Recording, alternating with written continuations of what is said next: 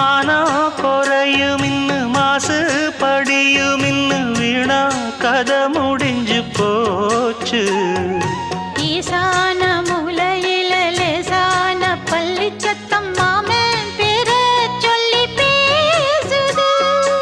ஆறாத சோகந்தன்ன தீராம சேர்த்து வச்சு ஊரும் சேர்ந்து என்ன ஏசுது.